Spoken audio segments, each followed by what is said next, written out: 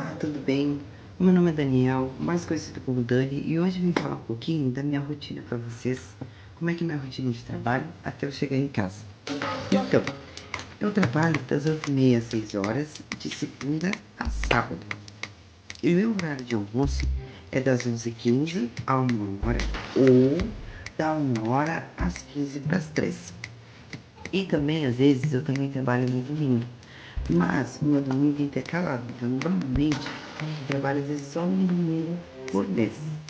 E normalmente, eu trabalho também no domingo das 10 às 2. Mas como a gente está chegando no perto do Natal, então a loja onde eu trabalho, ela abre às 9h e fecha às 5h. Só que é um horário intercalado, ou das 9 à 1 ou da 1 às 5. Então, esses dois horários eu trabalho. Por isso que às vezes fica difícil de eu vir aqui falar um pouquinho com vocês, enfim, é isso.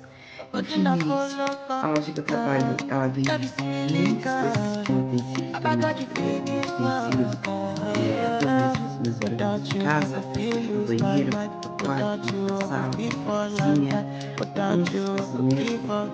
E lá a gente tem essa loja que eu trabalho. Esse é o que vocês ficam.